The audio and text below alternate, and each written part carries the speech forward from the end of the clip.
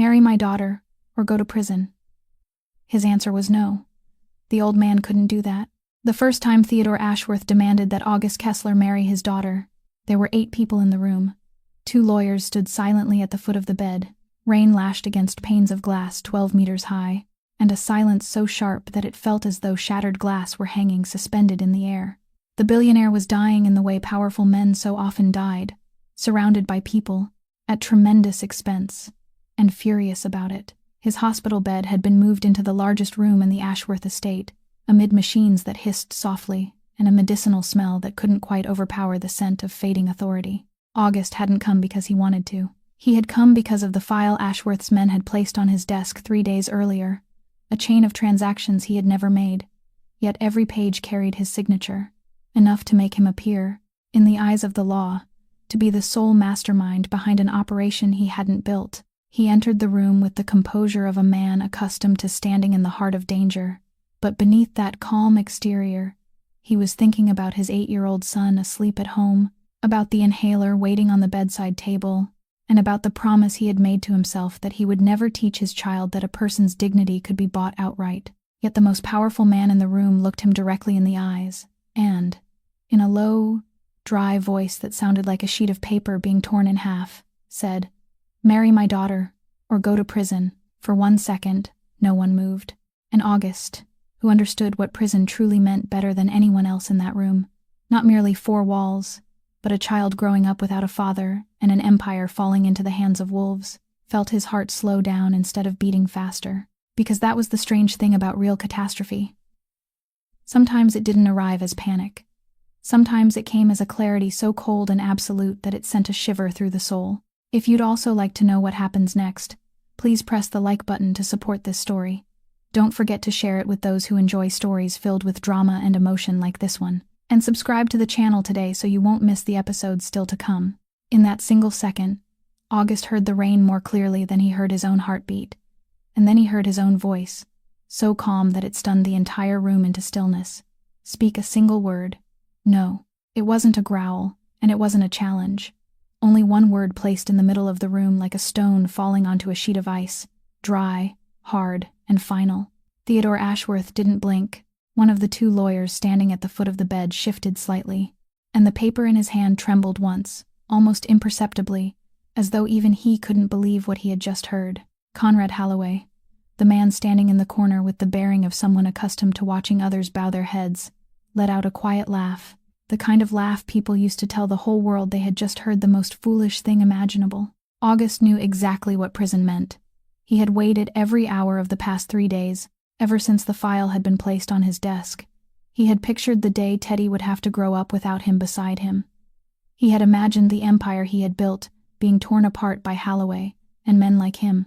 And still, he said no, because there was something inside him stronger and harder than even that fear. "You think you can buy me with a stack of papers and a threat," August said, his voice low and steady. "But you've forgotten one thing. I have a son, and every night before he goes to sleep, I make a promise to myself that I'll never teach him that a person's dignity is something that can be bargained away, that with enough money and enough power, someone can force anyone to do anything." He paused, his gaze moving across the 2 lawyers before settling on the pale face of the dying man. "You can take away my freedom. You can send me to prison with the trap you've built for me, but I won't stand before my son with a marriage purchased through blackmail and call it a family." The words fell into the room, and a different kind of silence followed. No longer the silence of anticipation, but of astonishment. The astonishment of people who had never heard anyone dare speak that way to Theodore Ashworth, especially while he held enough power in his hands to destroy the person standing before him. Holloway stopped laughing. He stepped forward, the deliberate step of a man accustomed to using distance as a weapon, and spoke in a voice smooth as oil. "Mr. Kessler, do you understand what you've just refused? You're throwing away your only chance to escape the sentence waiting for you. And it isn't only you. The Kessler name, that little boy of yours too. Are you really going to let him grow up with a father behind bars?" Mentioning Teddy was a mistake, because August turned toward him, and for the first time that evening, something cold and sharp flashed in his eyes, something that made even Holloway hesitate. "Don't ever mention my son again," August said softly. Yet that softness was more frightening than any shout. "You don't have the right to use him to threaten me. No one has that right." Holloway stepped back half a pace, and in that moment, the entire room seemed to hold its breath. The two lawyers glanced at one another, then toward the hospital bed, waiting for their employer's fury, waiting for Theodore Ashworth to order the destruction of the man who had dared tell him no while he lay dying. But it didn't happen. The most powerful man in the room, the man who had built an entire financial empire through ruthlessness and calculation, simply lay there, his eyes clouded by illness, but still holding the final glimmer of their old sharpness. And he studied August for a long time, like a man rereading a page he had spent years searching for. Then, slowly, he did something no one in the room expected. He nodded. It wasn't the nod of a man accepting defeat, nor the angry nod of someone who had been humiliated. It was a small nod, almost satisfied, the nod of someone who had just found exactly what he needed among the ruins. Holloway froze and turned sharply toward the bed, wearing the expression of a man who had just felt the ground shift beneath his feet. "Theodore, you aren't going to let this insolence pass, are you?" But Ashworth didn't answer him. He kept looking at August, and when he finally spoke, his voice was rough and hoarse, yet it carried something August hadn't expected, something almost like satisfaction. "Everyone leave," he said, never taking his eyes off him. "All of you. I want to speak with Mr. Kessler, alone." And August stood there, among powerful men, struck silent, suddenly realizing that his refusal hadn't closed the door as he had believed. It had opened another one, something entirely different, something he hadn't anticipated at all. Holloway was the last to leave, and he did so slowly and deliberately, as though he wanted everyone in the room to understand that he was walking out by choice rather than because he had been dismissed.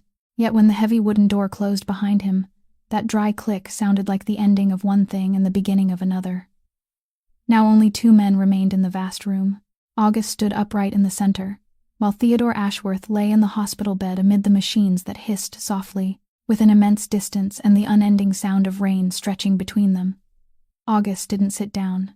He remained standing, his arms resting at his sides, keeping the distance of a man who hadn't yet decided whether the person before him was an enemy or something far more complicated. "You're waiting for me to explain why I didn't have you thrown out," Ashworth said, his voice breaking beneath the weakness of his breath, "and I'm still waiting to see whether I should tell you at all." August didn't answer, but the look in his eyes was answer enough. The old man exhaled softly, a breath carrying all the exhaustion of someone who had borne something far too heavy for far too long. "You think this is blackmail. You think I created that file to break you, to see how quickly you'd fall to your knees, and you have every right to believe that. But you're wrong. This isn't a threat, Mr. Kessler. This is the desperation of a dying man who no longer has time to pretend it's anything else." August frowned. "What could a man like you possibly be desperate about? You have money, power, and an estate large enough to hold an entire hospital inside it." Ashworth let out a dry, broken laugh, then began to cough. And when the coughing finally eased, he said, "That's exactly the problem. When a man has all those things, he discovers a terrible truth. Almost everyone can be bought. I've spent my entire life surrounded by people who had a price. My lawyers, my partners, the men who called themselves my friends, even my own blood. I always knew the price of every one of them, and I used it to move them all, like pieces on a chessboard." He paused, his clouded eyes shifting toward the door through which Holloway had just departed. "Even those closest to me, especially those closest to me." August remained silent, because there was a cold truth in the old man's voice that he couldn't deny. The loneliness of someone so powerful that he could no longer trust anyone. A loneliness August himself had tasted in his own way. "Then I had a daughter," Ashworth continued, and for the first time, his voice softened into something almost tender. "A daughter I failed to protect from the very world I created for her. And when I die, which will happen very soon, she'll be left alone among a pack of wolves waiting to tear her apart and divide what remains. Led by the man who just walked out of this room." August was beginning to understand, and he asked, "So, you need someone to stand beside your daughter, someone the wolves can neither buy nor command." "Exactly," Ashworth said, and the final trace of sharpness still alive within him flickered in his eyes. "I've spent months searching for such a man, someone powerful enough to stand against Holloway, yet incapable of being corrupted by that same power. And do you know what I discovered? Of all the people I've ever met, you're the only one whose price I couldn't find. I tried, Mr. Kessler. I had people investigate every corner of your life. I searched for weakness, greed, anything that could be used to buy you. and I found nothing except a man who cares only about his son and a set of old-fashioned principles no one seems to keep anymore." A chill ran down August's spine. "So you set a trap for me. You knew you couldn't buy me, so you decided to force me." "Yes," the old man admitted without hesitation. "Because a man who can't be bought can't simply be invited either. You never would have agreed if I had merely asked. You would have laughed in my face and walked out the door. So I had to place something on the scale that you couldn't simply abandon. And what happened earlier, your refusal while your freedom was hanging by a thread, was the final proof I needed. Had you agreed immediately to save yourself, I would have known at that very moment that I had chosen the wrong man. I would have had you escorted to the door and searched for someone else. But you said no, and that's why you're still standing here." August stared at the dying man for a long time, and he realized that the trap hadn't been designed to make him do something wrong. It had been designed to force him to reveal who he truly was, a manipulation so precise that it filled him with fury, even as he couldn't deny the chilling logic behind it. And he understood that this was far greater than a stack of documents and a threat spoken in the middle of a rainstorm. August stepped a little closer to the bed and said in a low, cold voice, "Then tell me about that trap. I want to know exactly how carefully you constructed it, because if I'm expected to consider this seriously, I need to understand where I stand." Ashworth nodded, as though he had been waiting for that exact question. "You're a practical man. I like that. Very well, I'll speak plainly. The file on your desk contains a chain of transactions that was constructed flawlessly over the course of nearly 2 years. Money flowing through dozens of shell companies, fraudulent shipping contracts, figures laundered again and again until they appeared perfectly clean, and on every crucial link in that chain is your signature, a signature so convincing that even you would look at it and wonder whether you might actually have signed it." August felt his jaw tighten. "Those signatures are forged." "Of course they're forged," Ashworth replied. "But think about it. In the eyes of a prosecutor who needs a major case to advance his career, faced with a real money laundering network, real streams of money, and a man known as the boss of this harbor, will it truly matter whether that signature is genuine or false? They won't want it to be false, Mr. Kessler. They'll want it to be real, and they'll do everything in their power to prove that it is." August remained silent, because he understood that the old man was right. He had lived in this world long enough to know that the truth didn't always prevail. Sometimes what prevailed was the story told most skillfully and supported by the most powerful person. "And I know what you're thinking," Ashworth continued, the sharpness in his eyes flashing once again. "You're thinking about a simpler solution. You're thinking that I'm only an old man dying in a hospital bed, that all it would take is a pillow, a dose of medicine, or a small accident arranged with sufficient care, and all the evidence would die with me. Don't deny it. A man in your position would be a fool not to consider it."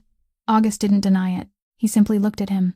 "But you won't do it," Ashworth said, and his voice now carried the triumph of a chess player who had just delivered checkmate. "Because I anticipated that move. The original documents that will clear your name, the ones proving those signatures were forged and proving that you were framed, are all being kept somewhere secure, somewhere you'll never find. And they've been arranged in a very particular way. If I die naturally, according to the expected progression of this illness, they'll be delivered to you. But if I die under unusual circumstances, if even the smallest detail makes my death appear unnatural, then the entire file incriminating you will automatically be sent directly to the federal prosecutor's office the following morning." The room seemed to fall silent, and August realized that the trap was far more intricate than he had imagined. The old man had turned his own death into a ticking bomb, making violence useless and ensuring that every escape through force led directly to prison. He hadn't merely tied August's hands, he had forced him to keep the old man alive, or at the very least, to make certain that he died in the proper way. "You thought of all this," August said softly, almost as an admission of reluctant admiration, "just to force me to marry your daughter." Ashworth studied him for a long moment, and this time, something passed through his eyes that August couldn't understand, something that resembled both pain and regret, as though some old darkness had been stirred awake. "Do you think all of this is only about my daughter?" he said, his voice so low that August had to lean closer to hear him. "Mr. Kessler, a dying man doesn't build a machine this complicated for a single reason. There are things between my family and you that you don't yet know. There are debts older than the harbor you now rule. And I chose you not only because you can't be bought, but because of something else as well. Something that, if I told you now, would make you wrap your hands around my throat right here in this bed, regardless of the consequences." August felt a chill travel down his spine. What are you talking about? What is there between you and me? But Ashworth only closed his eyes, exhausted, as though he had deliberately opened a door just wide enough for August to glimpse what lay beyond it, then slammed it shut again. Not yet, he whispered. There are truths that, if revealed at the wrong moment, will destroy everything I'm trying to save.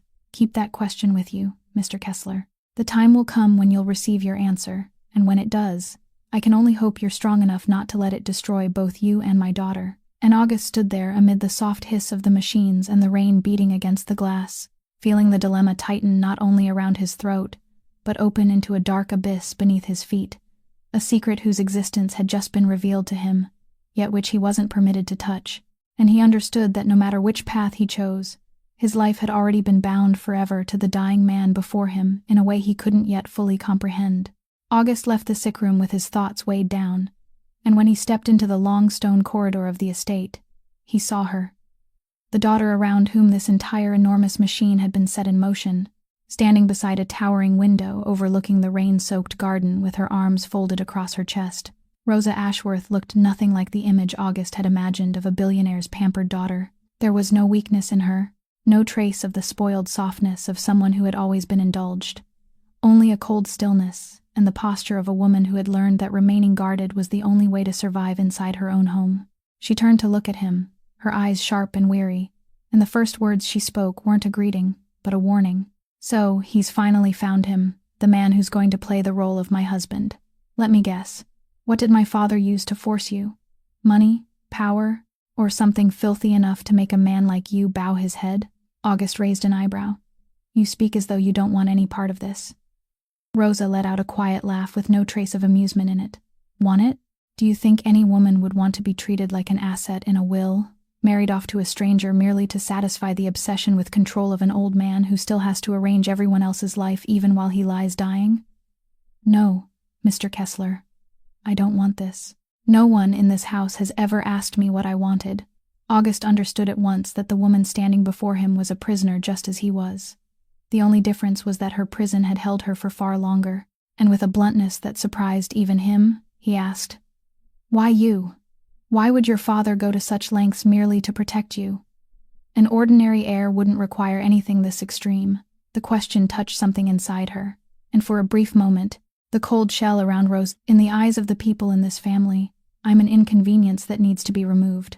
Do you know what they call me behind my back? They call me the unstable girl, the paranoid girl, the girl who isn't sane enough to control anything, and they've said it for so long, and so loudly, that the entire upper class of this city now believes Theodore Ashworth's only daughter is insane. August looked at her, and he saw no trace of madness in those sharp eyes, only the restrained fury of someone who had been slandered for far too long. They created that story, he said, not as a question, but as a truth he had just recognized. Rosa nodded slowly. Of course they did. And do you know why? Several years ago, when my mother died, everyone said it had been an accident, a tragic but ordinary death. I didn't believe them. I asked questions. I demanded that everything be examined again. I said publicly that something about the night my mother died wasn't right. And the moment I did, the machine began to move. My Uncle Halloway and his people started whispering everywhere that grief had driven me out of my mind, that I was imagining conspiracies where none existed, that I was unstable and needed to be controlled for my own good. She paused and tightened her folded arms against her body. That label wasn't a diagnosis, Mr. Kessler. It was a weapon. They used it to push me out of my inheritance, so that if I ever spoke the truth, no one would believe the word of a madwoman. They turned the pain of losing my mother into an excuse to strip everything away from me. August stood in silence and listened, and something within him recognized something within her, because he too knew what it felt like to have an entire system of power define him through lies, to be transformed into someone he wasn't simply because that false version served the interests of people more powerful than he was. He had just been framed through a file that portrayed him as a criminal, while she had spent years trapped beneath a label that portrayed her as insane. It seems we aren't so different after all, August said softly. Both of us have been rewritten into stories that were never ours. Rosa looked at him, and for the first time, the guardedness in her eyes softened slightly, replaced by the surprise of someone who hadn't truly been seen in far too long. Perhaps, she replied, But you should remember one thing. I don't need a knight. I don't need a husband. The only thing I need is the truth about the night my mother died. And if this ridiculous marriage can give me the opportunity to dig that truth out, then that is the only reason I'll sign those papers. Not because of my father, and certainly not because of you." And as August stood in that cold corridor, he realized that this woman wasn't a helpless piece on a chessboard in need of protection, but a potential ally every bit as stubborn and wounded as he was, and that the secret the old man had begun to reveal in the sick room might already be taking shape, however faint and indistinct it still remained. It was nearly midnight when August arrived home, and although his entire body was exhausted from everything that had happened at the Ashworth estate, the first thing he did wasn't pour himself a drink or sit down to think. Instead, he walked quietly upstairs toward the room where a narrow strip of golden light shone beneath the door, because he knew his son was still awake. Teddy was sitting at his little desk with a colored pencil in his hand, his tousled head bent over a sheet of paper, and when he heard the door open, the boy looked up sharply, his eyes sparkling. "Dad, you're home. I've been waiting forever. I finished my picture." August felt a strange warmth return to his chest, a warmth that an entire evening buried beneath schemes and threats hadn't been able to give him. He sat down beside his son. "Why aren't you asleep?" "It's very late, young man." Teddy shrugged with the adorably serious expression only a child could wear. "I wanted to show you my picture first." He pushed the paper toward him. On it were two figures standing beside each other in front of a house, one large and one small, with an enormous yellow sun above them that covered nearly half the page. "This is you and me, isn't it?" August asked, and something caught slightly in his voice when he realized there were only two people in the picture. Teddy nodded, then pointed to an empty space beside the larger figure. "I left this part open, in case someone else joins our family someday. My teacher said families can grow and don't always have to stay the same, so I drew an empty place in advance." August stared at that tiny blank space on the page, and for a moment, the image of Rosa Ashworth standing beside the window with wounded eyes flashed through his mind, forcing him to look away so his son wouldn't see the confusion on his face. "You know," he said, trying to keep his voice gentle, "something very difficult happened to me today, and I don't know what choice would be the right one." Teddy put down his pencil and rested his chin in his hands, watching him with the concentration of a child who truly believed he could help. "How difficult is it, Dad? Harder than my division problems?" August laughed softly. "Much harder, young man. It's the kind of problem where someone will be hurt no matter what I do, and I'm trying to figure out what the right thing is." The boy thought for a moment, his small forehead creasing with solemn concentration. Then he looked up and said something that made August's entire body go still. "Then just do what you always teach me. Do the kind thing first, and then do the smart thing, because you said that when we try to be smart first, sometimes we forget to be kind. Right, Dad?"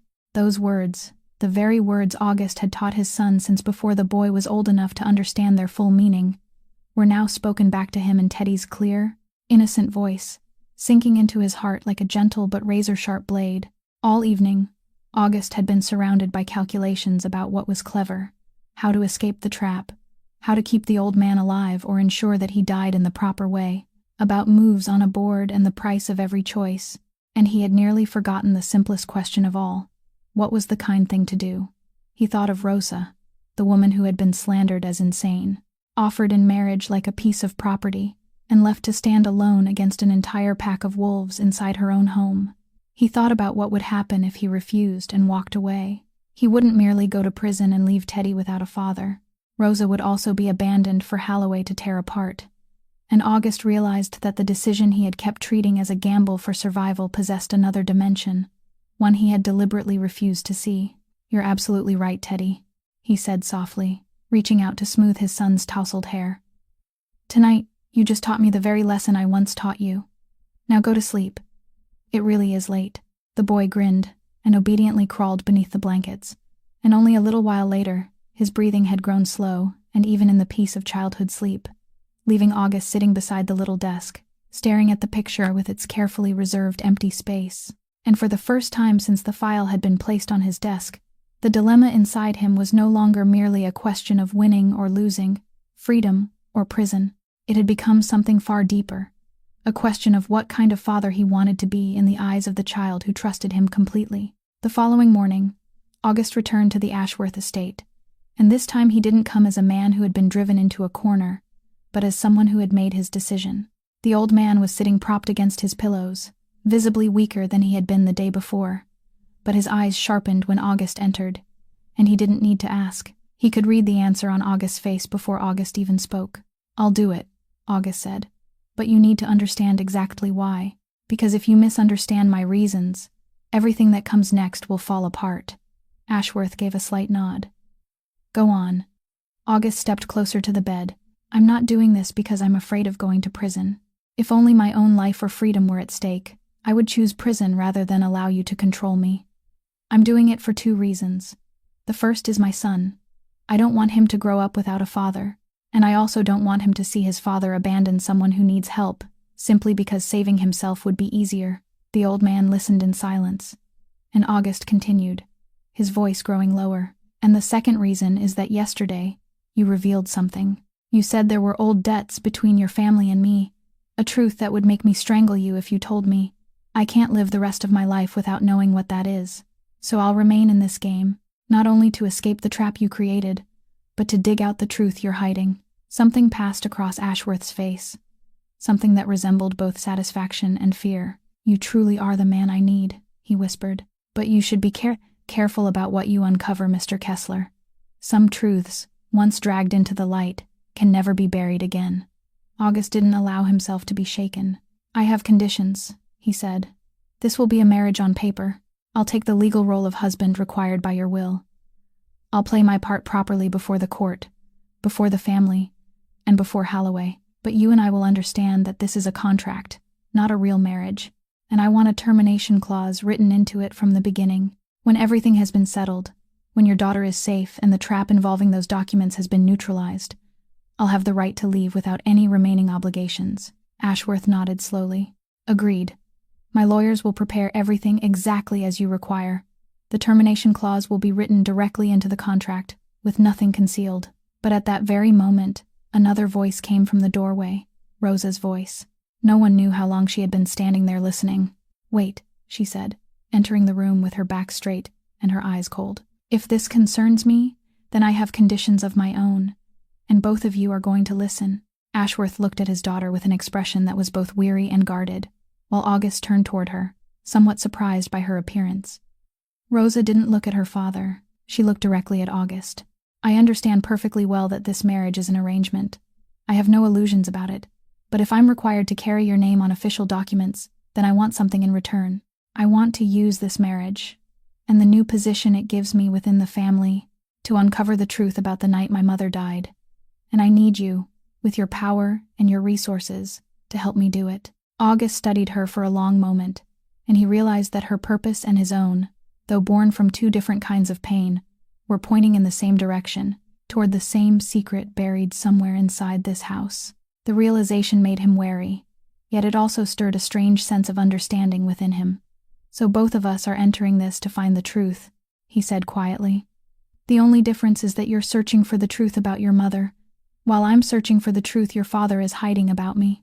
Rosa hesitated slightly, as though she were realizing for the first time that this man wasn't merely a pawn being controlled by her father, but someone carrying a question of his own, and perhaps those 2 questions were connected more deeply than either of them understood.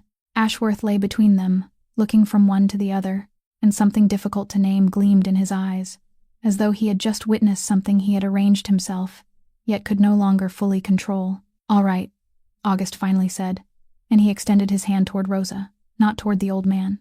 "We'll do this our way, not his.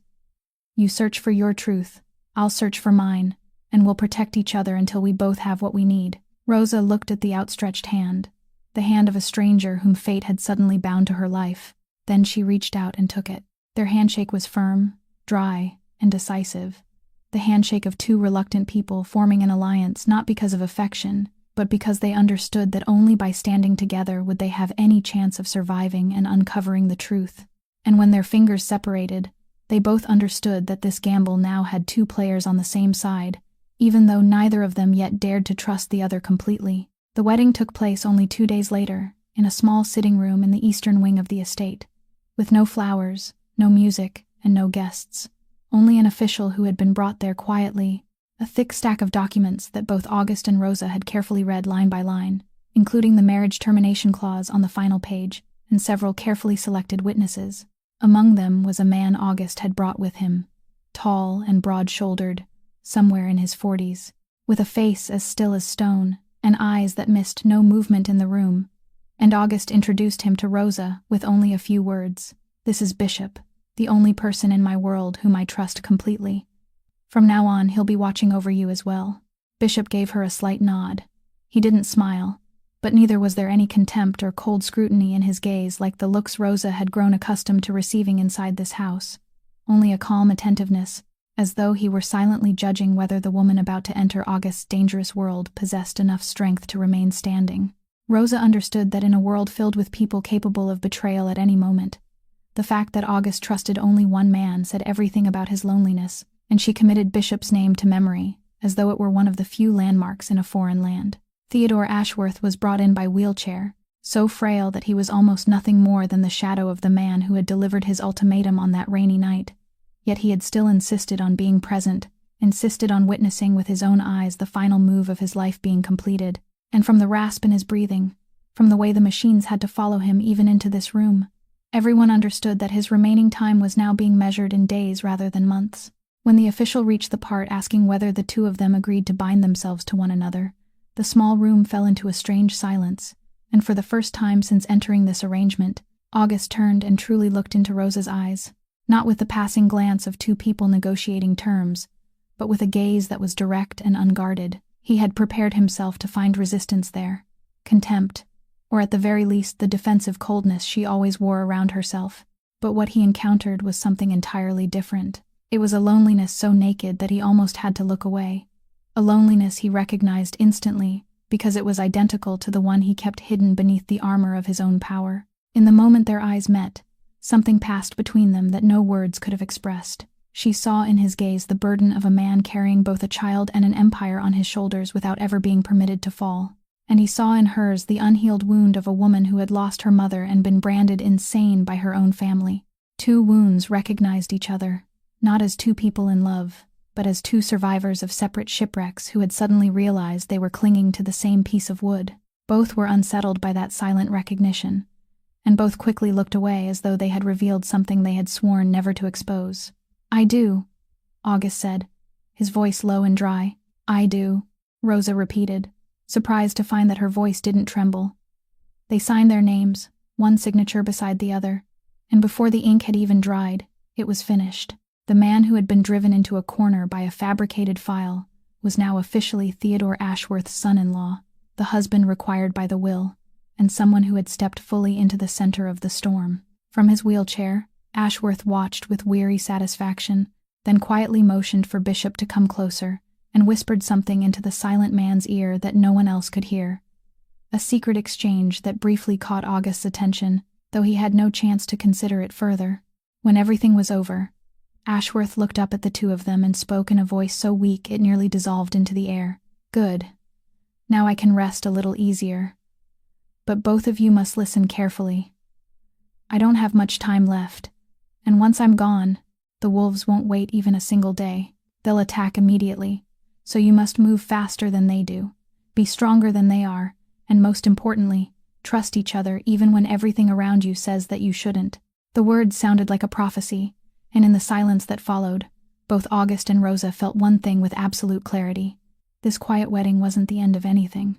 It was only the first bell announcing that a war was about to begin, and the countdown had started the moment the ink dried on the page. Only 3 days after the wedding, the entire Ashworth estate was plunged into mourning when word spread that Theodore Ashworth had drawn his final breath during the night. The billionaire who had built an entire financial empire had finally fallen, and the house, already heavy with tension, was covered by an even darker shadow. Servants moved through the halls in whispers, the curtains were drawn, and Conrad Holloway began appearing everywhere, with the expression of a man who had just lost a loved one, though his eyes couldn't conceal his impatience. August and Rosa were brought to the dead man's bedside to make the final arrangements, but the moment the door closed behind them and they were alone with the motionless body lying on the bed, something strange happened that left them both frozen. The corpse everyone believed to be dead slowly opened its eyes and whispered in a weak but completely lucid voice, "Don't make a sound, and don't look surprised. Someone may be listening outside." Rosa raised a hand to cover her mouth and smother a cry, while August immediately tensed, his eyes sweeping around the room. "Father," Rosa whispered, barely making a sound. "What is happening?"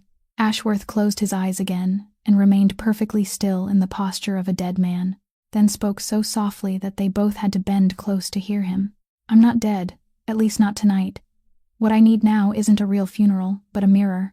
My entire life has taught me that there is no better way to force a snake out of its hole than to let it believe the guard has fallen."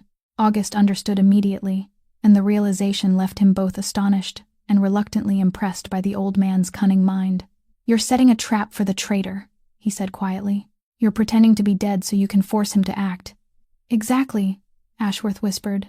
"Someone in this house has been betraying me to Holloway for a long time, but I've never caught him in the act. He has always been too careful. He would never move while I was awake and watching, so I had to give him the one thing he desired most, the moment when I disappeared from the board. As soon as he believes I'm dead, he'll hurry to claim what he has been waiting for. Something kept inside the safe behind the painting in my study. Go there now, hide yourselves well, and see who enters." August and Rosa looked at each other, and without another word, they quietly left the room, keeping the mournful expressions expected of two people who had just lost a family member. Then they slipped away from the stream of servants and relatives and made their way silently toward the old man's study at the end of the dark corridor. They concealed themselves in the shadows behind a heavy curtain and a large bookcase, holding their breath as they waited. While time passed with suffocating slowness until footsteps finally sounded in the hallway. They weren't the footsteps of someone coming to grieve, but secretive, hurried steps that stopped outside the study for a moment, as though their owner were making certain no one had followed. Before the door opened quietly, a shadowy figure entered and walked directly toward the painting on the wall with the confidence of someone who already knew its location. He removed it, revealing the safe behind it, then began pressing the combination with trembling hands, trembling not from fear, but from greed on the verge of being satisfied. August strained his eyes in the darkness, trying to memorize every detail, and although the dim light wasn't enough to reveal the intruder's face clearly when he turned to the side, something else caught August's attention and burned itself into his memory. It was the fountain pen clipped inside the man's breast pocket, a silver pen, engraved with a distinctive emblem that glimmered beneath the weak light. A pen, August felt certain he had seen somewhere before, somewhere closer than he wanted to admit. The man opened the safe, reached inside, and pulled out a stack of documents, hurriedly stuffing them beneath his coat before replacing the painting and leaving as quickly as he had arrived. Only after the sound of his footsteps had faded at the far end of the corridor did August and Rosa dare to breathe again.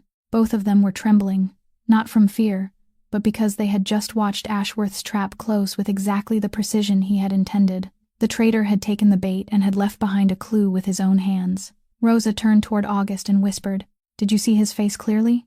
August shook his head. "Not clearly enough," but his hand tightened into a fist. "The pen. Did you see the silver pen in his pocket? The emblem engraved into it? I know I've seen it before, and when I discover who it belongs to, we'll know which person in this house betrayed your father." Rosa looked at him through the darkness, and they both realized that they had crossed a threshold together from which there could be no return. They were no longer merely two reluctant strangers who had signed a piece of paper. They had become two people holding one of the most dangerous secrets imaginable, that the man everyone in the house believed to be dead was still alive, and that the traitor had finally revealed himself, waiting only for them to give him a name. Ashworth kept his performance hidden for another 4 days, 4 days during which he continued lying in the darkness of the sealed room, allowing the entire estate to believe he had passed away, and letting the traitor feel certain that his move had succeeded, while August quietly followed the clue of the silver pen and Rosa carefully watched every movement made by the people in the house. But the human body had its limits, and even a mind as sharp as Ashworth's couldn't continue resisting the disease that was devouring him from within. So, on the 4th night, when August was secretly summoned to the room, he immediately realized that this time was different. The old man's breathing had become shallow and broken, and the eyes once sharp as knives were now covered by the hazy mist of someone who was truly slipping away. "I'm not pretending anymore, Mr. Kessler," he whispered when August bent down beside the bed. "This time it's real. I can feel it. I've lived long enough to know when my turn has come, and the trap I set for the traitor has already served its purpose. Now there are only a few things I must leave behind before it's too late." He struggled to lift his thin hand, reached beneath the pillow, and removed a tiny object that he placed in August's palm, a slender card no larger than the first joint of a finger, yet as heavy as an entire destiny. "Take it," he said, "and hide it carefully. This is the most important thing I'm leaving behind." August closed his fingers tightly around the card. "What is this?" Ashworth looked at him, and even in those fading eyes, the final trace of their old sharpness still flickered. "It contains two things. The first is everything I've gathered over many years about Conrad Holloway. The ships arriving at the harbor at midnight, the streams of dirty money flowing through dozens of shell companies, enough to bury him if it reaches the right hands. The second, and the one that matters more personally to you, is the original copy of every document proving that the file I used to trap you was fabricated, proving that those signatures weren't yours, enough to clear you of every charge." August felt his heart pound. "You're giving me the one thing that can set me free, even though it's also the very thing you used to bind me." "Yes," the old man replied, his voice now so weak that it nearly disappeared, "because once you hold this in your hand, you're no longer my prisoner. You'll remain because you choose to, not because I forced you, and I need you to stay because it's your own choice. Only then will you be strong enough to protect my daughter when I'm gone." Rosa, who had been standing silently in the corner, stepped closer, and Ashworth turned his clouded eyes toward his daughter. "My little girl," he whispered, "I've wronged you in so many ways. I controlled you. I didn't listen to you. I allowed people to call you insane when you were the sanest person in this house. And about your mother, there are things I should have told you long ago." Rosa began to tremble. "Father, my mother, what really happened to her?" The old man struggled, his entire body seeming to gather every last fragment of strength in an effort to finish speaking. "The night your mother died, it wasn't an accident. You were right from the very beginning. Someone arranged everything. And you—" He turned toward August, his eyes suddenly blazing with desperate urgency and remorse. "Mr. Kessler, the reason I chose you, the real reason, wasn't only because you couldn't be bought. Many years ago, I did something to your family, something I can never make right. The death of your wife, Marion, it wasn't. But at that very moment, just as August felt his entire world begin to tilt beneath him, the old man's shallow, broken breathing suddenly stopped in the middle of the sentence.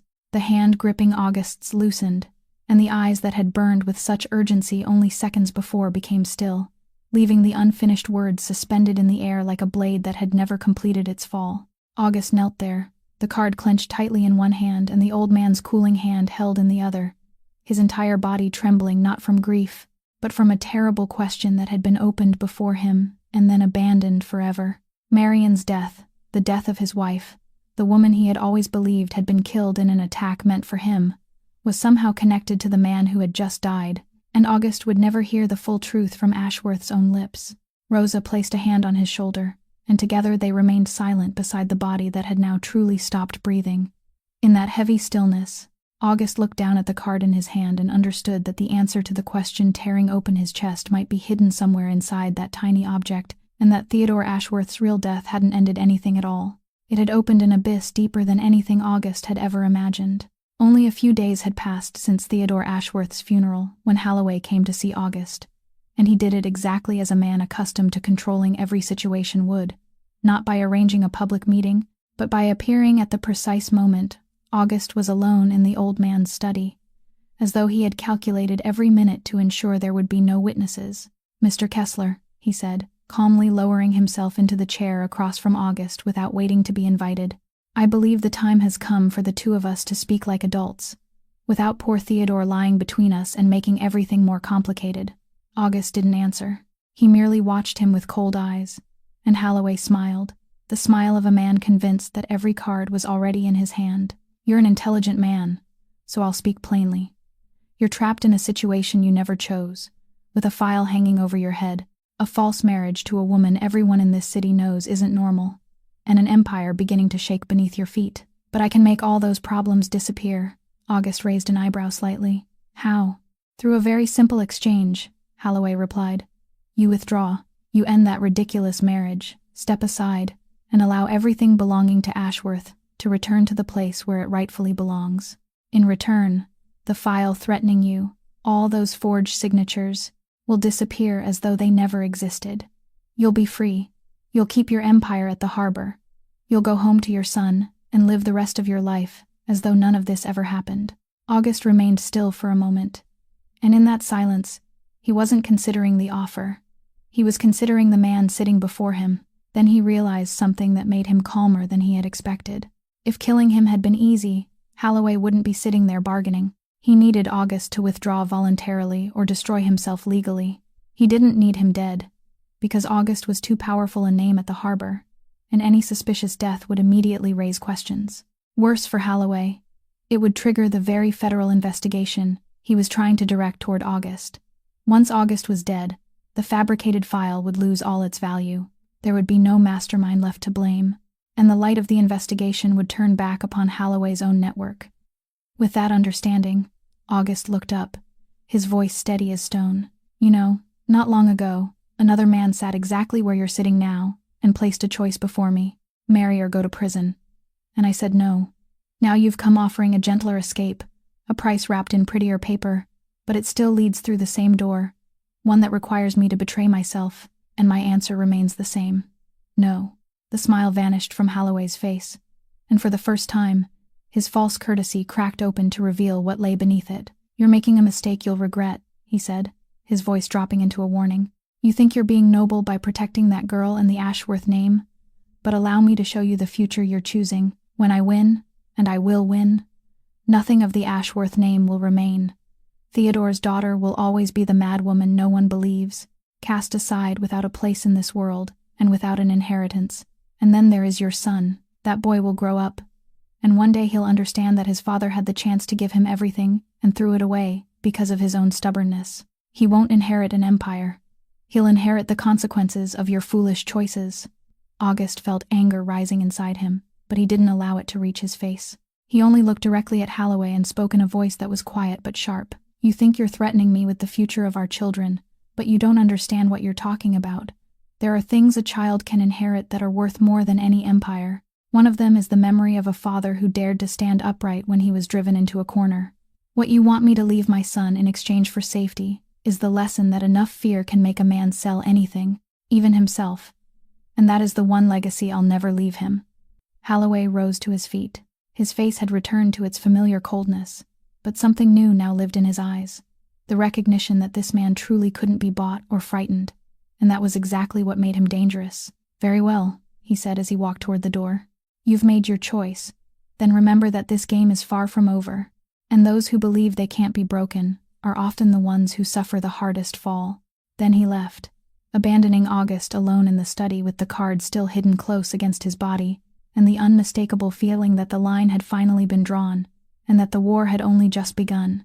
After the funeral, both to ensure her safety and to maintain the appearance of a married couple in the eyes of the family, Rosa moved into August's home, and it was during those first few days that, one night after the entire house had fallen silent, she was awakened by hurried footsteps in the hallway and the sound of labored breathing coming from the room at the far end. She stepped outside and saw that Teddy's door was slightly open, warm yellow light spilling from the night lamp, and inside, August was sitting on the edge of his son's bed. The boy was wheezing, his shoulders drawn tight, his eyes wide with fear as an asthma attack seized him in the middle of the night. But what stopped Rosa at the doorway wasn't the alarm of the situation. It was the way August handled everything. He didn't panic at all. His voice remained remarkably low and steady. Look at me, Teddy. Let's slow our breathing together. Breathe in with me, then let it out very slowly. That's it, young man. You're doing so well. He reached for the inhaler that was always kept ready on the bedside table and helped his son use it properly, while one hand gently rubbed the boy's back in slow circles, his quiet words drawing Teddy's attention away from his fear. Do you remember the game we always play? He murmured. Imagine you're blowing on a bowl of hot soup to cool it down. Blow very gently and evenly. That's right. Little by little, the wheezing began to ease. Teddy's breaths grew longer and steadier, and his rigid shoulders gradually relaxed until the boy leaned fully against his father, exhausted but breathing more easily. Safe once again. August pulled the blanket back over him and remained beside the bed until Teddy's breathing returned to the soft, peaceful rhythm of sleep. Only then did he look up and see Rosa standing silently in the doorway, having witnessed everything. They went downstairs together to the kitchen, where August put a kettle on, and beneath the warm yellow light, Rosa sat at the table and spoke softly. I've never seen you like that. The entire city is afraid of August Kessler, the boss of the harbor. But a few minutes ago, you were only a father." August set 2 cups on the table. "When the baby was born, Marion and I spent countless nights awake because of attacks like this. After she died, I had to learn how to fill both roles, and I realized that all the power I have outside means nothing in this room at 3 o'clock in the morning. In here, I'm only a father trying to keep his child breathing." Rosa was silent for a moment. Then she began to speak as though the raw honesty of what she had just witnessed had opened a door inside her. "My mother used to stay awake with me on the nights when I couldn't sleep as a child. It's almost the only beautiful memory I have of that house. My father was always busy arranging the entire world, but my mother was the only person there who treated me like a human being instead of a piece on a chessboard." August looked at her and didn't rush to ask questions. He simply listened, because he understood that some pain needed nothing more than someone willing to hear it. "The night my mother died," Rosa continued, her voice growing lower, "they said she was driving in the rain and lost control. An accident, clean and simple. But I knew my mother. She was so afraid of driving at night that she never got behind the wheel after dark. Yet they claimed that on that night, she drove away from the house alone at nearly midnight. And when I questioned it, when I asked only that one simple question, the entire family began calling me paranoid. And my father, the man who should have stood beside me, was the one who signed the papers, allowing them to control me, isolate me, and turn me into whatever they wanted me to become." She looked up, and her eyes held both the anger and loneliness of all those years. "Do you know what it feels like to spend your entire life being rewritten into a story that was never yours? To be imprisoned inside a name you didn't choose?" August nodded slowly. "I do. Believe me, I know it very well. And perhaps that's why I couldn't look at you the way the rest of this city does. Not even from the beginning." A warm silence passed between them. Then Rosa took a sip from her cup and frowned slightly.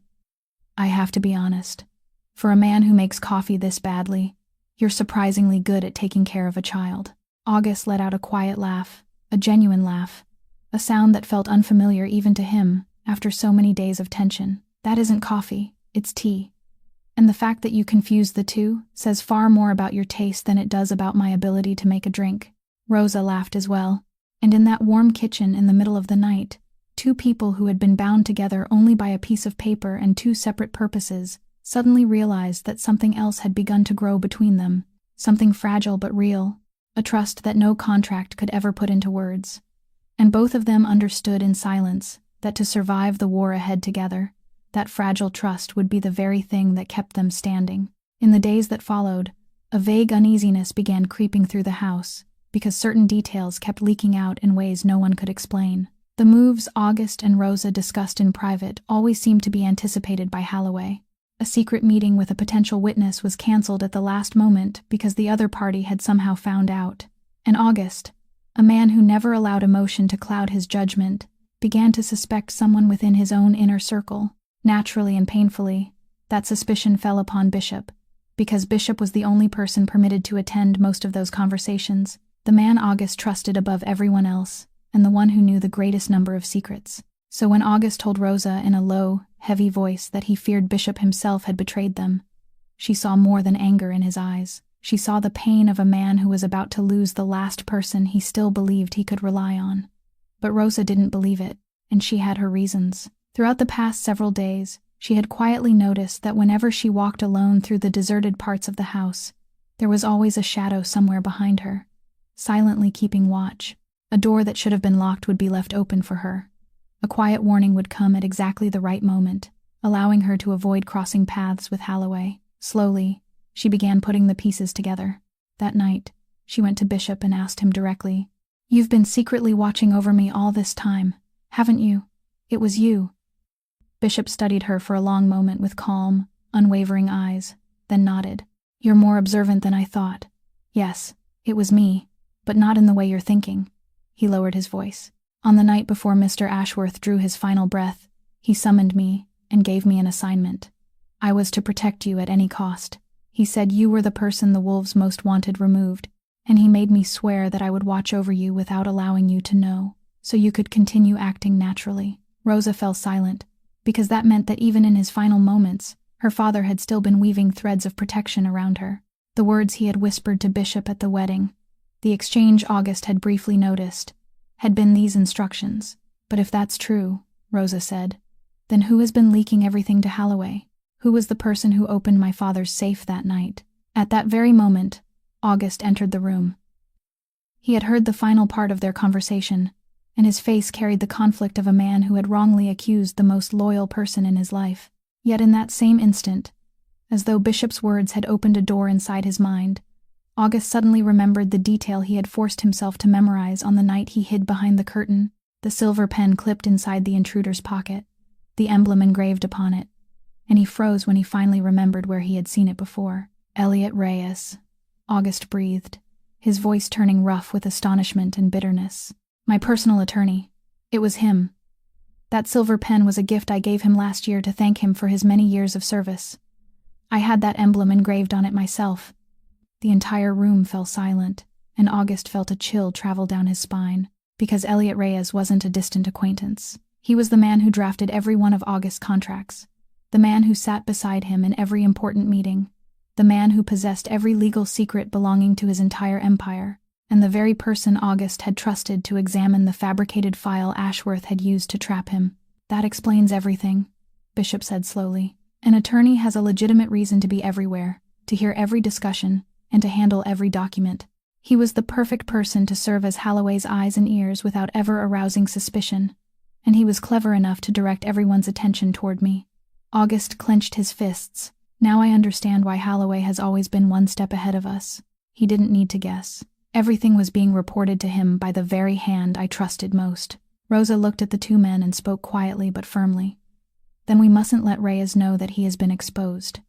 If he finds out, he'll warn Holloway immediately, and our entire plan will collapse. We need to let him continue believing he's safe, that he's still Holloway's eyes inside this house, while we secretly use him to feed Holloway the information we want him to believe. August looked at her, and something in his gaze held both admiration and relief at knowing Bishop was innocent.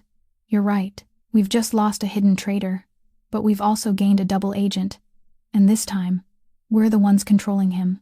The three of them stood together in the darkness of the room, having uncovered a truth that shook even August, that the traitor wasn't the loyal man who had been wrongly suspected, but the very hand that held a pen and signed beside him every day.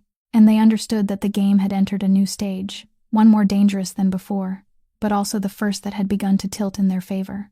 That night, after everyone had gone to sleep, August sat alone in the study with the card Ashworth had placed in his hand before drawing his final breath, and he knew the time had come to confront the thing he had both feared and longed to discover. The old man's unfinished sentence had echoed through his mind for days like a wound that refused to heal. Marion's death. It wasn't. He inserted the card into the computer, and as the files appeared, most of them were exactly as the old man had described, evidence of Holloway's corrupt network and documents that would clear August of every accusation. But one folder stood apart from the rest, bearing a name that turned August's entire body cold the moment he saw it. It contained only one line: "For August, when you're ready." He opened it, and what appeared before him left him sitting completely still. Because it was a record of the night 3 years earlier, the night his entire world had collapsed, the night Marion died. For 3 years, August had believed that his wife had been killed in an attack intended for him, an act of revenge carried out by some rival in the criminal world whose identity he had never been able to uncover. He had carried the tormenting belief that she had died in his place, that he should have been the one sitting inside that doomed car, and he had lived with that wound for 3 years, like a nail driven deep into his heart. But the documents inside the folder told a different story, one recorded with terrifying precision: the payments that had been made, the men who had been hired, the links that had been carefully arranged, and every trail led back to a single name at the very top. The man who had given the order, paid the money, and planned everything: Theodore Ashworth. August read the documents again and again, his hands trembling, unwilling to believe what he was seeing, but the evidence was too clear and too detailed, preserved by Ashworth himself like a confession he hadn't possessed the courage to speak while he was alive. Marion hadn't died that night because of some hidden enemy. 3 years earlier, the Kessler family and Ashworth's empire had collided in a struggle for control of the shipping routes through the harbor, and Ashworth, determined to break August's will and force him to retreat, had ordered the incident that the entire city would later call an accident. But everything had gone wrong. August was supposed to be inside the car that night, just as Ashworth had planned, but at the last moment, Marion had gone in her husband's place, and that woman had become the price of a war she had never taken part in. August remained motionless for a long time, the entire room seeming to spin around him, because this truth didn't merely tear open an old wound. It overturned everything he thought he had understood. The man who had forced him to marry his daughter. The man beside whose bed August had knelt as he died. The man for whom he had begun, however slightly, to feel something almost resembling reluctant respect, was the very person who had taken Marion from him, turned Teddy into a motherless child, and destroyed his life years before August had even known that Theodore Ashworth existed as an enemy. And within that shock, another truth slowly emerged, one even more bitter, because August finally understood why Ashworth had chosen him. It wasn't merely because he couldn't be bought. The forced marriage, the transfer of the empire, the demand that August protect Rosa, all of it had been the distorted act of atonement of a dying man.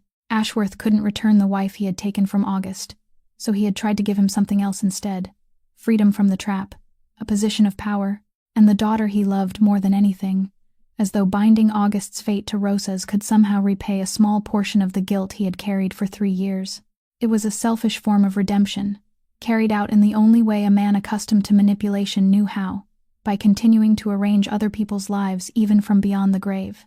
And August didn't know whether to hate him more or grieve more deeply, because the fury rising inside him now had nowhere to go.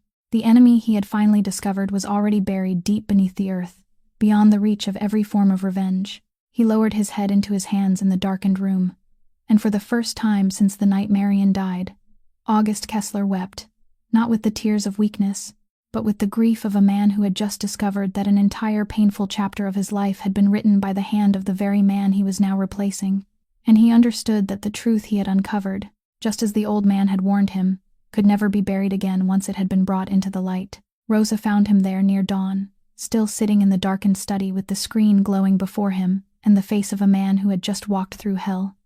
And the moment she saw what was displayed on the monitor, saw her father's name at the beginning of the chain of evidence, she understood everything before August could say a single word. "You think my father killed your wife?" she said, her voice tightening. Not as a question, but as a truth she had read on his face. August looked up, and a storm raged in his eyes, held back only by sheer force. "I don't think it, Rosa. I know it. He preserved everything himself. The money trails, the men who were hired, every detail. The night Marion died wasn't an accident. It was staged, and your father was the man who gave the order." The conflict erupted between them as violently as a spark striking oil. Rosa stepped back and shook her head. "No," she said. "You're hurting. You're looking for someone to take your anger out on, and my father is dead, so he's the easiest target. Have you ever considered that those documents could have been fabricated? You were just the victim of a false file yourself." She was right, and that truth made August hesitate, but he still shook his head. "I considered it. I wanted to believe it was false more than anyone, but these details could only have been known by the man who issued the order. And ask yourself, Rosa, why would a dying man preserve evidence that incriminated him for a crime he didn't commit?" The question pierced through Rosa's defenses and brought them to a sudden halt, because deep inside her, something had begun to resonate with terrifying force. She stood in silence for a long time, then spoke again. Her voice completely changed, the anger giving way to something far more exposed and unsteady. "Do you want to know what I've never told anyone? The reason I never believed my mother's death was an accident wasn't only because she was afraid to drive at night. A few days before she died, my mother told me she had discovered something terrible about my father's business, something she said could destroy everything. She was frightened. She told me that if anything happened to her, I had to be careful, and only a few days later, she was dead." August's head snapped up, and they stared at each other as the entire room seemed to freeze, because two pieces had just come together and formed a shape neither of them had ever dared imagine. "Your mother discovered something," August said slowly, almost in a whisper. "And then she died, also in an accident, also clean and simple, just like Marion." Rosa reached for the back of the chair, her fingers turning white. "You think the two deaths are connected, that the same hand was behind them?"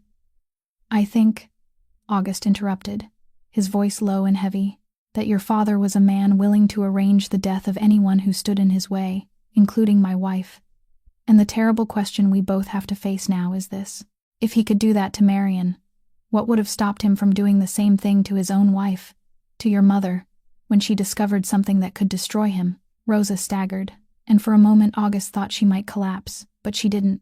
She straightened, and although tears had filled her eyes, a cold, sharp light now burned within them.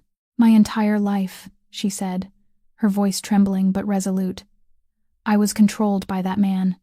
He rewrote me into a madwoman, and now you're telling me that he may have taken away the only person who ever truly loved me and turned me into an orphan inside my own home." August stepped toward her, and for the first time, he placed a hand on her shoulder not as a partner, but as someone who shared her fate. "We were both manipulated by the same man for most of our lives," he said. "He took my wife, and he may have taken your mother. He trapped me and imprisoned you inside a name that was never yours. And even in death, he's still arranging our lives from beneath the ground." Rosa looked up at him, and in that moment, she had to choose whether to turn away from him to protect the memory of the father she had never truly possessed, or stand beside August and dig until they reached the deepest truth that had shaped both their lives. She chose the second path, not because it was easier, but because she had grown too tired of lies. "Then we'll uncover it," she said. "Not my father's version of the truth. Not the truth he wanted us to believe, but the whole truth. About my mother, about Marion, about everything." And when their eyes met in the faint light of the rising dawn, they were no longer two reluctant strangers forced into each other's lives, but two people carrying wounds inflicted by the same hand, united in their determination to follow the darkness all the way to its end. The hearing to determine control of the Ashworth estate and Kessler Maritime Corporation began in a courtroom already packed before the morning had barely started. Reporters crowded the back rows. Council members sat together in a silent block, and on opposite sides of the room were August and Rosa on one side, and Holloway with his team of attorneys on the other. Among them, Elliot Reyes sat with an air of perfect composure, like a man who believed he was still safe, completely unaware that his secret had already been exposed. The matter was made clear from the beginning. This was a dispute over who was legally qualified to control the estate Theodore Ashworth had left behind, along with the controlling shares of the corporation, and Holloway's side struck first, with precision and cruelty. His attorney rose and pointed toward August. "Your Honor, look carefully at the man sitting there. A notorious harbor boss who appeared during the final days of Theodore Ashworth's life, hastily married the old man's daughter only a few days before his death, and now stands before this court demanding control of an entire empire. This isn't love. This isn't family. This is an opportunist who manipulated a dying man and exploited a woman whom everyone in this society knows to be mentally unstable, all so he could seize this fortune." Every word was aimed at both August and Rosa, and Holloway's attorney went even further, especially when the wife in name only has been described by her own family for years as paranoid and incompetent. This marriage is clearly nothing more than a performance staged to legitimize greed. Rosa felt the words pierce her like needles. The entire courtroom turned toward her with judgment in their eyes, and she realized that this was the trap Holloway had spent years constructing, turning her into a madwoman so that anything she said would be dismissed as worthless. But this time, she wasn't alone. When the court allowed him to speak, August rose slowly, and instead of the anger his opponents had expected, his voice rang out calm, clear, and steady as stone. "You claim I married into this family to seize its wealth," he began. "Then allow me to tell this court about the first time I was offered a place in this family. In a room with 8 people, beside Theodore Ashworth's sickbed, I was given a choice. Marry his daughter or go to prison, because he had used a fabricated file to threaten me. And do you know how I answered? I said no. When my freedom was hanging by a thread, when a single word of agreement would have saved me from prison, I still said no, because I won't allow anyone to buy my dignity." The courtroom fell silent. "Because that wasn't the voice of an opportunist," August continued. "I agreed only later, when I realized that the people trying to destroy this family, led by Conrad Holloway, were the ones who posed the greatest danger." And then he delivered his blow. He placed the contents of the card Ashworth had given him before his death before the court. "Your Honor, this is what Theodore Ashworth gathered over many years and entrusted to me before he passed away. It contains detailed records of ships arriving at the harbor at midnight without appearing in any official ledger, phantom shipments, and streams of dirty money moving through dozens of shell companies before returning clean. Every trail leads to one man, Conrad Holloway." The courtroom erupted in shock, and before Holloway could react, August delivered the second blow. And these are the original documents proving that the file used to threaten me with prison was fabricated, that the signatures used to incriminate me were forged, and that the same network was responsible. I would also like to inform the court that complete copies of both sets of evidence were delivered to the federal prosecutor's office this morning. Those final words exploded through the courtroom like a thunderclap, and in an instant, the room dissolved into chaos. Reporters surged with excitement, council members turned to one another, and for the first time since August had known him, Conrad Holloway's face visibly drained of color. His constant mask of cold confidence shattered, revealing the panic of a man who had just watched the foundation beneath his feet collapse. Beside him, Elliot Reyes suddenly went rigid, his eyes darting around like those of an animal that had just discovered the entrance to its den had been sealed, because he understood that if prosecutors followed the network, he too, the hidden informant, would be dragged into the light. Holloway shot to his feet and objected furiously. These documents were stolen. They have no legal value. They were fabricated by a criminal. But no one was listening to him anymore, because the words federal prosecutor had transformed the entire atmosphere of the room, turning an inheritance dispute into the beginning of a criminal investigation. August remained standing with his back straight and his expression calm, looking directly at Holloway across the courtroom. Then he spoke softly, but loudly enough for those nearest to hear. You once told me that those who believe they can't be broken often suffer the hardest fall. But you forgot one thing. I'm not falling alone, and today, the man who is about to fall is you. Beside August, for the first time after years of being called insane, Rosa sat upright in the courtroom with light burning in her eyes, because at last, someone had stood beside her and forced the entire world to listen to the truth she had carried alone for so long.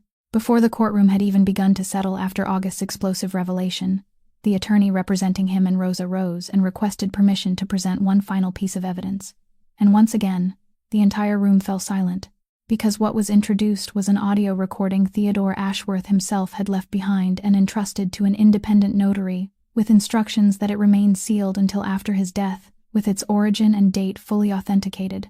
When the dead man's voice emerged through the speaker, an extraordinary stillness descended over the courtroom, because everyone present knew that this man was already buried deep beneath the earth, and hearing a dead man speak an accusation carried a weight no living attorney could ever create. If you're hearing this recording, Ashworth's voice began, hoarse but still sharp, then it means I'm no longer here to speak for myself, and a man like me has nothing left to lose by telling the truth. He paused, then continued. I confess that I was the one who created the false file used to force August Kessler. I forged his signatures. I threatened him with prison. And I did it because I needed a man the wolves couldn't buy to stand beside my daughter after I was gone. His voice softened. I also confess that my daughter, Rosalind, was never unstable as people have claimed. She is the sanest and bravest person in this entire family. The label of madness placed upon her was a deliberate lie, created to deprive her of her rightful inheritance. And the man who created that lie, the man who drained away and betrayed everything I built, the man who betrayed me inside my own home, is Conrad Holloway. The courtroom shook with shock, and every eye turned toward Holloway, who now sat rigid as a statue whose polished outer surface had just been shattered. But then Ashworth's voice sank into something close to repentance. There is one more thing I must say, even though saying it can't repair anything. Many years ago, I committed an unforgivable crime. I took the life of an innocent woman named Marion, and I spent the remainder of my life carrying that sin. Forcing August to marry my daughter and leaving everything to him could never be enough to atone for what I did. I know that. Some wrongs, once committed, can never be erased. Tears slipped silently down Rosa's cheeks as she listened, while August remained motionless, because this belated confession couldn't bring Marion back, couldn't restore Teddy's mother, and couldn't erase the 3 years of torment he had endured. The truth spoken beneath the lights of a courtroom couldn't transform loss into justice. But just as the recording seemed about to end, Ashworth's voice delivered one final statement that made both August and Rosa look up sharply. And you should remember this. Holloway was never intelligent or powerful enough to operate all of this alone. He was only a hand. Above him was a mind. Someone seated high enough to make illegal ships become invisible. That person is still out there. I didn't have enough time, or perhaps enough courage, to drag him into the light. The recording ended there, leaving a chilling presence suspended over the courtroom, a shadow without a name or a face, but whose existence had now been confirmed. Everything that followed unfolded swiftly and relentlessly, Investigators moved in immediately. Holloway's entire network of shell companies was locked down. Accounts were frozen, and Conrad Holloway himself was led away through a wall of flashing cameras. The cold, polished dignity he had worn for so many years had vanished, leaving only a man who seemed to have aged before everyone's eyes, wearing the face of someone who finally understood that he had nowhere left to run. Elliot Reyes was exposed as well when the money trail and the stolen documents were traced directly back to him, and his arrest sealed the final breach within August's inner circle, while clearing Bishop of the silent suspicion he had unjustly carried. Of everything that had been saved, what brought August and Rosa the greatest relief wasn't the fact that they had officially gained control of the estate, but that the healthcare fund for the harbor workers, which Holloway had intended to dismantle and sell off, remained intact and was placed under transparent supervision, because they understood that behind those cold figures were thousands of families who would no longer be abandoned. Yet even in that moment of victory, August and Rosa looked at each other and understood the same thing. This war wasn't truly over. They had severed only one arm of something far larger, and the remaining shadow, the person Ashworth still hadn't dared to name even as he approached death, was still out there in the darkness, silent, and perhaps already watching them. A month had passed since the hearing came to an end, and August's home had changed in a way no one could name, yet everyone could feel. Mornings now carried the sound of Teddy's laughter through the kitchen. Dinners found the three of them sitting around the same table as though it were the most natural thing in the world, and a fragile peace had settled over a house that had once been filled only with calculation and caution. Yet beneath that peace, one matter remained unresolved. A document lying silently inside a drawer in the study, the marriage dissolution paper August himself had demanded be included in the contract from the very beginning. Now that Holloway had fallen and the fabricated file had been rendered powerless, the document had become fully valid. It needed only their signatures, and every bond between them would disappear. Rosa would be free, no longer indebted to the past, and no longer forced to remain in a marriage arranged by someone else. They both knew the paper existed, and they both avoided speaking about it, until one evening when August found Rosa standing on the balcony overlooking the harbor, where the cool wind drifted in, and the entire city stretched beneath them beneath countless lights. He stepped outside and placed the prepared document and a pen on the small table between them. When he spoke, his voice was low, but it carried a tension she had never before heard from this man who always kept everything under control.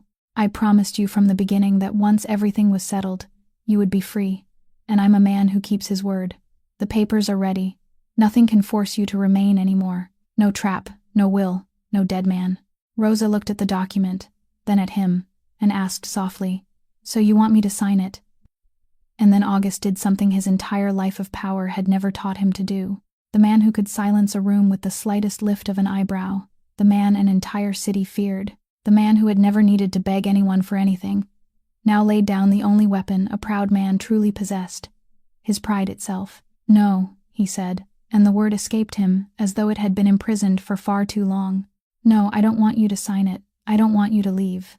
Rosa stood completely still, because this was August Kessler, the man who had entered her life as part of a cold arrangement, yet now he stood before her with empty hands. "I've spent my entire life making certain I never needed anyone," he continued, his voice growing rough. "I built walls and told myself that loneliness was the price of strength. I believed that until you walked into this house. You stood beside me when the entire world turned away. You chose to search for the truth with me, even when that truth shattered you. And I'm not brave enough to watch you sign that paper and walk through the door as though none of this ever happened."